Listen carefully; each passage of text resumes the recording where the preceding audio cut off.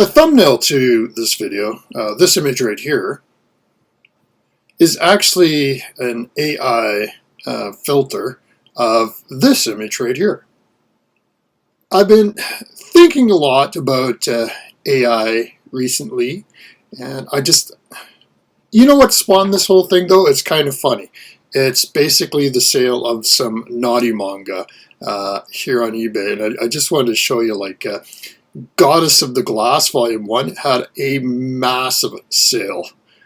And I promise I will get back to my whole AI and why perhaps naughty books are spiking in price. But first, I also wanted to show you, like, I could do an AI presentation of this video, for example. Hello everyone, this is the AI version of Edward Tonner.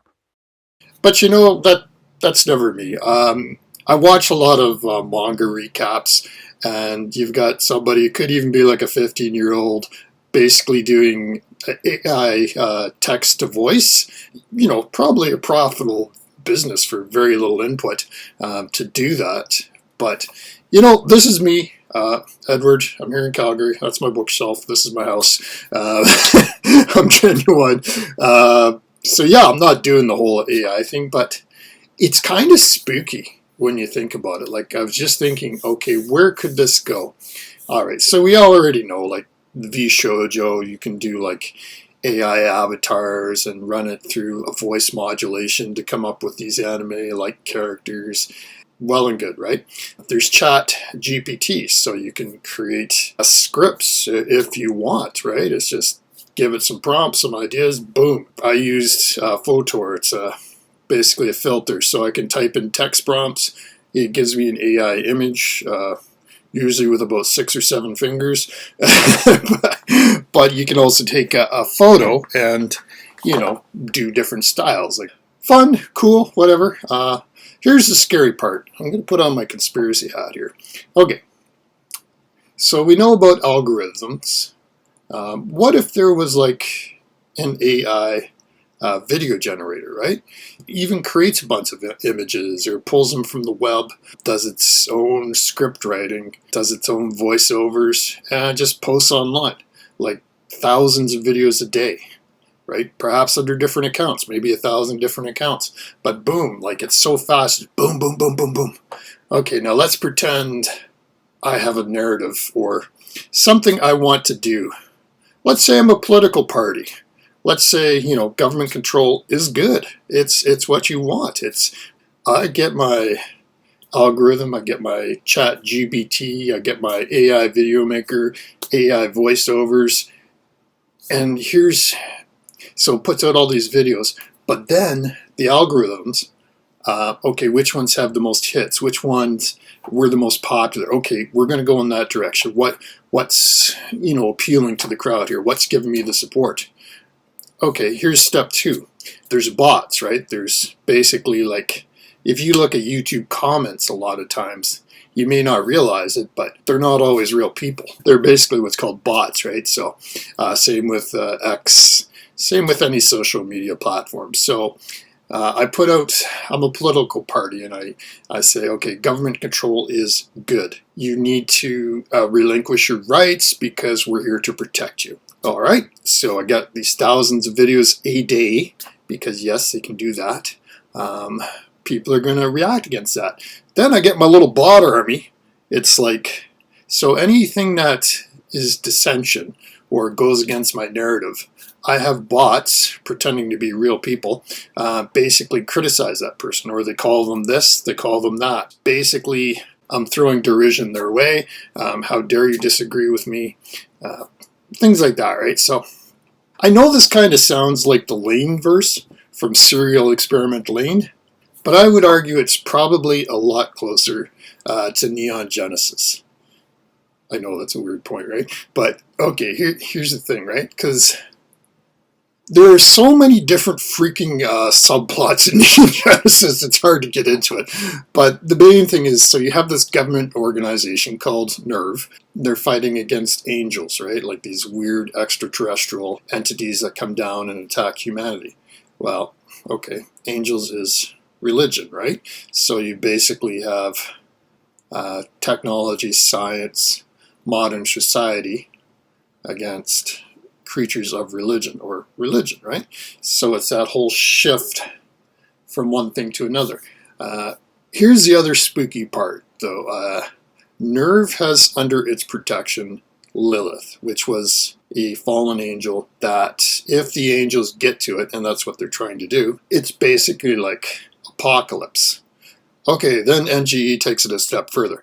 There's a very secret worldwide agency called Sealy that actually runs Nerve. So and they have their own agenda. They actually want the apocalypse. So does any of this sound familiar? I don't know if you guys research like World Economic Forum or stuff like that. But like I said, I got my conspiracy hat on now.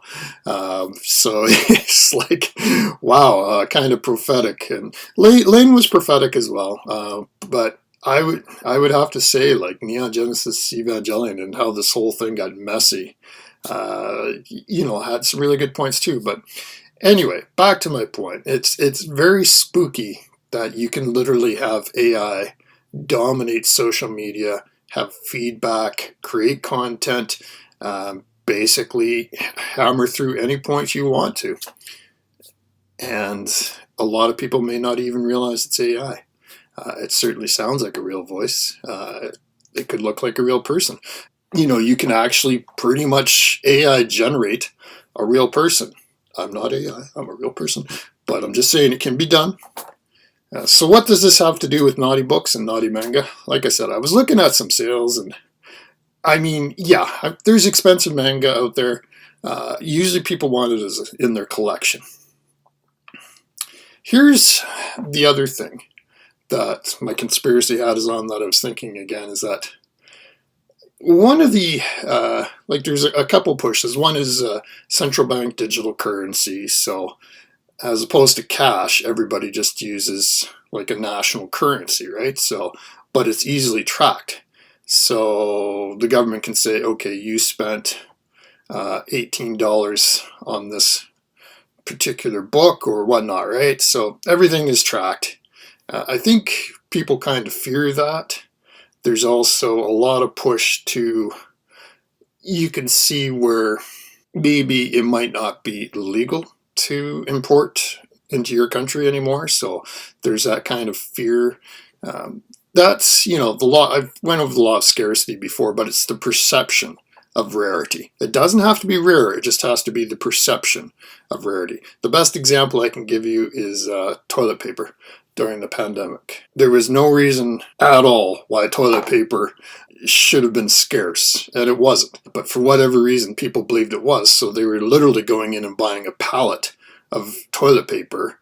Perhaps there's the perception that with all these digital controls and what AI enables, right, within the control of our rights and what it allows the governments to do, that, I'm not saying this is going to happen one way or another, but, some people could perhaps foresee, a future where, even something like that, you couldn't buy something like that. Certainly not Goddess in the Glass or Metamorphosis.